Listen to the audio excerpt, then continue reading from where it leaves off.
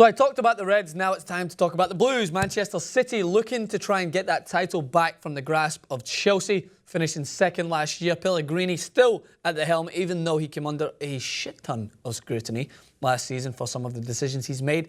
He's been active still in the transfer market. Were they the perfect acquisitions? I don't think so. I think they could have still signed some better players, and they may still do. But at the moment, I can only judge the team based on what I have seen them do so far. Not so much a successful pre-season, losing 4-2 to Stuttgart, 4-1 to Real Madrid. But let's take a look at who was coming in and out. Firstly, from the Manchester City standpoint. Enes Unal from Bursaspor undisclosed, Fupala from Lens undisclosed, Raheem Sterling, the main transfer from Liverpool, and Fabian Delph, another main transfer from Aston Villa. So they've stayed local this season, signing players from Liverpool and Aston Villa. Patrick Roberts in from Fulham there. Out, Scott Sinclair, James Milner, Boyata to Celtic. Come on, the Boyata.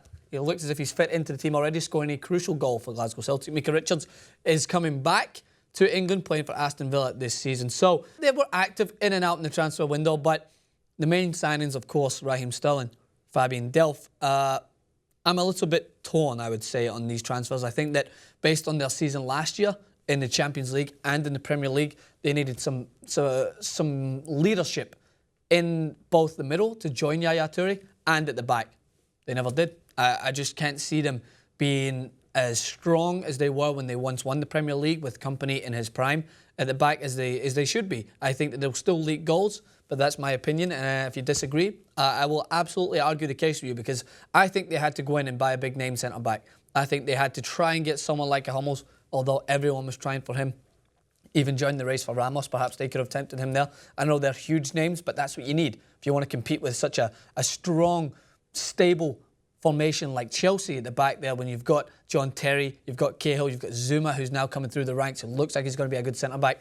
You need to add something in there, I'm afraid. So that's my queries for Manchester City so far this season. But this is how I think they will line up this season. Come take a walk. So with Manchester City, it's basically similar to what every other team's adapting to right now. 4-2-3-1 is the most successful formation. Maybe it won't be at the end of next season, because it seems like everyone is going to be playing it.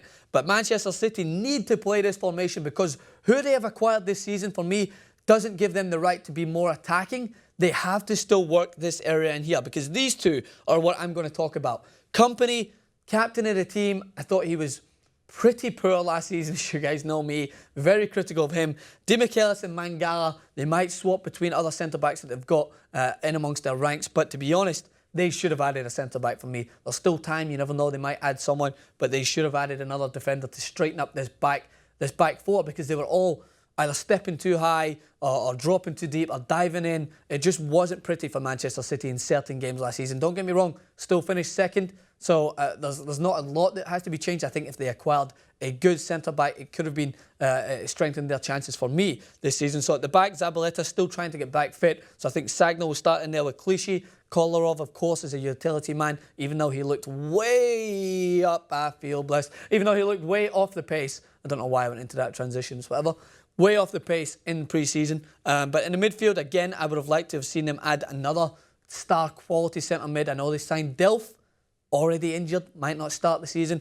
Toure in there with Fernando or Delph. Who knows who they're going to play in there. There's not someone they signed like Manchester United did. Schweinsteiger comes in. I know for a fact he's going to play. Might not start straight away, because Van Gaal likes to issue that transition period, but he's a player that's going to be a main focus point in this season for United, whereas I didn't see Manchester City sign that this season. Who knows if they need that to be adjusted, because when Toure's on, he's still one of the best. Sterling's going to play in the left. I think he'll be great for Manchester City. I know many people had their doubts about the huge fee that he signed for, but in amongst the likes of Silva, Aguero, Nasri come in there, Navas, to help him adjust into the way of life. When Manchester City are attacking at home, I think that fits Sterling to a T, getting it wide, cutting inside, utilising Aguero of his movement, his dynamic ability up top to create space will work wonders for Sterling's game. Silva's going to be essential this season. Came up with a lot of goals last season, scored more last season than he did in his previous seasons combined. He's going to be out for blood. He's going to be out to win this competition again. I don't think he took it too kindly last year, going out of the Champions League early, losing to Chelsea in the Premier League. He's a leader for them. He might not be the most vocal, the biggest body on the field, but he is so critical to Manchester City that he will be the most important player for them this season.